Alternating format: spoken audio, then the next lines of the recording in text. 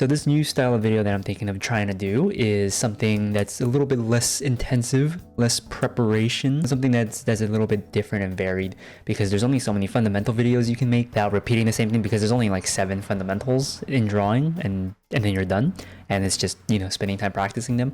But for this type, I think it's fun because I like watching a lot of anime or animated movies in general, and I like taking screenshots of everything and learning from the screenshots and drawing from them, having my own little library. This is from one of the episodes from the season 3 of JJK. There's no spoilers, I don't think. Maybe there is, but I think for this one, I just want to focus on how to light the face. How to light the face in a more stylistic anime style. So you see here that they have this kind of top lighting. The lighting is coming from the top going down, and they've decided to have certain areas in shadow and certain areas in light. So what is the face structure that allows this? It's kind of like if you have construct your face. The face, if we look at it from a 3/4 view, is chopped up like this. You have the brow line, and then it cuts in and then cuts back out. This is for the eye sockets. So, which results in this area here being in shadow if the light was coming from up top like that. And then why this bottom part is in shadow is because of the zygomatic arch that comes out from the skull, and then it ducks back in for the chin like this.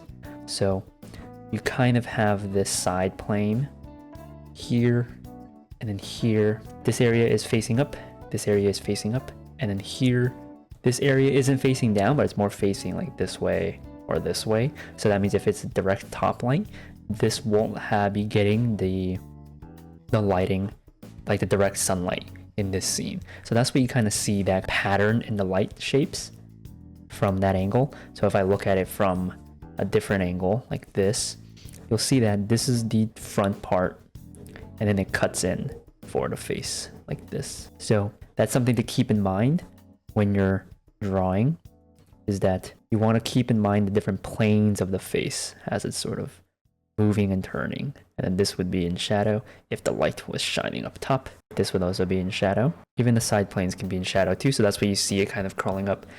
And here, because the eyelids are being lit, because we already know that, or you know, you should know that when the body or when the skull is faced up like this, you have your eyelid, you have your eyeball, and then you have your eyelid out here like this. So then this plane, this eyelid plane right here, will be facing upwards and catching the light as well. So it's good to study the Asaro head so that you know what are the different planes of the face. So these are all facing up, and then this eyelid is facing down like that.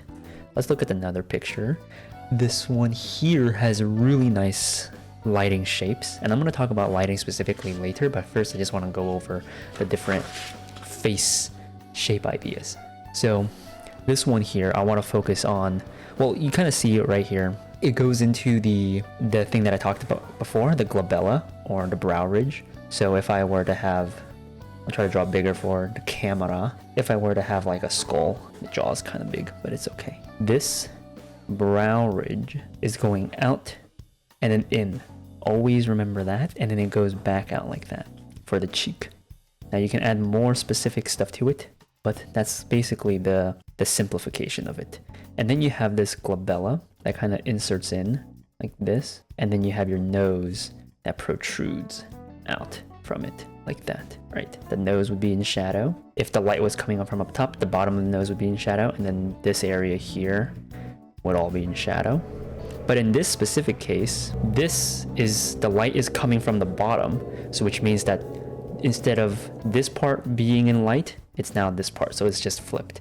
But having this sort of structure and form in your mind will help, and you see that's where the light is coming from. It's kind of coming from the right side a little bit, so it's not like directly below, but it's more this way. And then you'll see the bottom of the lip and then the side of the face. So now this side here, this is what I wanted to talk about, or what I wanted to focus on as well, is this is the side of the face. Now the side of the face has a really nice rhythm. So you have if you're drawing the box, right? If you're putting the head in a box, you cut off the side of the head. There's a corner of the head like this. This is that line to sort of capture the corner of the turning head. from this line, you can go from here all the way down to the same side corner of the chin, like that. Now this is your zygomatic arch right here. And then there's also a second rhythm. Let me see if I can find it. It's like here or something. And then you can have this cheekbone like this, and then it brings it down like that. But I digress. The main idea is because now you have this arch here, and then you have this side of the skull here, you have this entire place right here that's facing that way. And that's what we're seeing here. Now, depending on the person, right, or depending on the style, the thing will change, but this is what that line is. This line, just go for the Luna's head, like that. So then here would be facing this way is facing this way. And it's just keeping this whole side of the face in mind. Keeping that side of the face in mind, you'll have it with the lighting here. Now, this lighting is also coming from the top a little bit, so that's why you see a little bit of shadow here, but that's just sort of designing the cool shapes.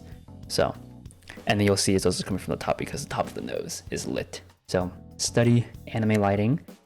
Studying anime or cartoon lighting will also help out in different sort of styles as well. The thing to understand is that with the head, there's a bunch of smaller sub features, right?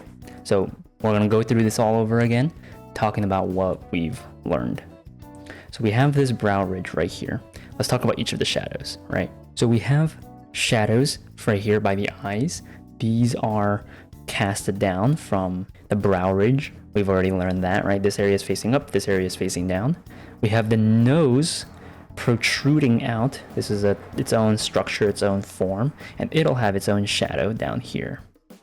And then for the mouth can be put on a sphere or a cylinder, like a tooth cylinder is what it's called. And then you have the top lip dropping down like this, and then you have the bottom lip bringing down like that. Just ignore the proportions, I'm just going over the structure.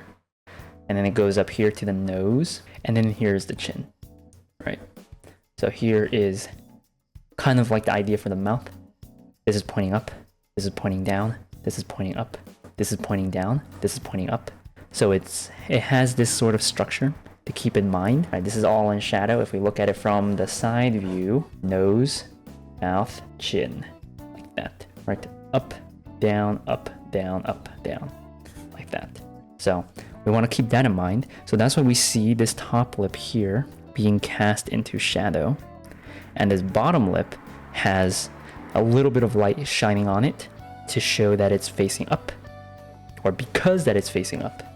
And then the chin, all of that is just simplified into shadow because it's all sort of, you know, being sloped down, and his face is being tilted down like this. So then what other shadows do we have? We have this shadow going up here, and also here. This shadow is from the side plane of the face. So all of this is also in shadow, and this can also all be in shadow too.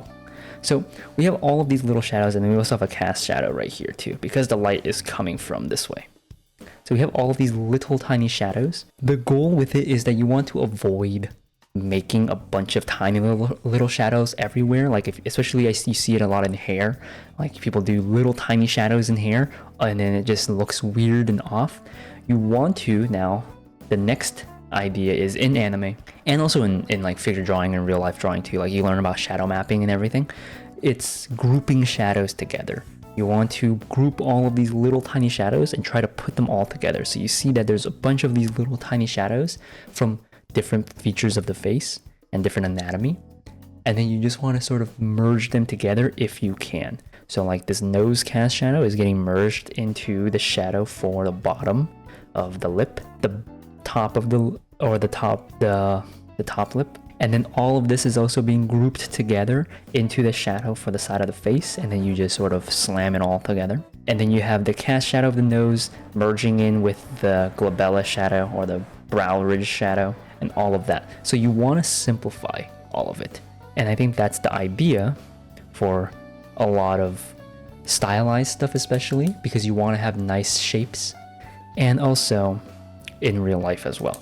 Because if things have a lot of little tiny dots here and there, it looks messy, it doesn't look clean, and it looks confusing. It's very noisy.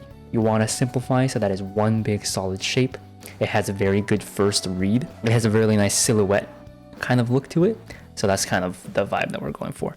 And with anime too, a lot of it can be learned through just memorization. Like if you have a good visual library, you're able to just kind of see these, and these all kind of have the same style to them. They all are merging together. There's always, or there's like this specific way that they like to do different shadows. There's tends to always be a shadow over here on the light side, and then there's a little bit of a low shadow here, right, depending on the lighting situation, obviously. But so you kind of want to balance both structure, fundamental, plus shape design, plus visual library. So you want to have a good visual library so that you can pull from, oh, I remember seeing that the side of the head was in shadow like this, and then there would be a little bit of light here, a little bit of light there. Oh, they would like to do the here you have the little cast shadow of the nose sliding right into the bottom plane of the lip,